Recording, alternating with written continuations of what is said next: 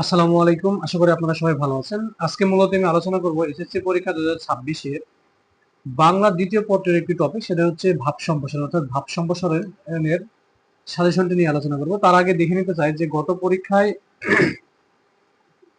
যেটা ভাব সম্প্রসারণ পরীক্ষায় কোনটা কোনটা এসেছিল। এটা হচ্ছে 2025 সালের এসএসসি প্রশ্ন। আমি দেখিয়ে দিই আপনাদেরকে যে ভাব সম্প্রসারণ এখানে কোনটা আসছিল। সেটা হচ্ছে যে 4 নম্বর। দেখুন যে অন্যায় যে করে আর অন্যায় যে সহে তব ঘৃণা যেন তারে তৃণ সমুদায়ে, এটা।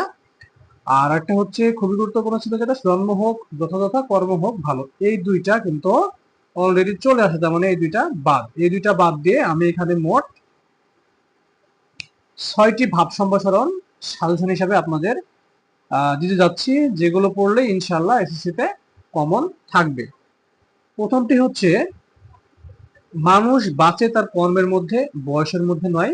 আর একটা বিষয় আমি প্রতিবারের মতো এখানে উল্লেখ করে দিই, সেটা হচ্ছে যে সবগুলোই কিন্তু 100%, সবগুলোই কিন্তু খুব মনোযোগ সহকারে পড়তে হবে। 2 নম্বরটি হচ্ছে ভোগেই নয় ত্যাগেই মনুষ্যত্বের বিকাশ। 3 নম্বরটি হচ্ছে বই কিনে কেউ দেউলিয়া হয় না। 4 নম্বরটা হলো গ্রন্থগত বিদ্যা আর পরহস্তে ধন, নহে বিদ্যা নহে ধন হলে প্রয়োজন। 5 নম্বরটি হচ্ছে ক্ষুধার রাজ্যে পৃথিবী গদ্যময়, পূর্ণিমা চাঁদ যেন ঝলসানো রুটি।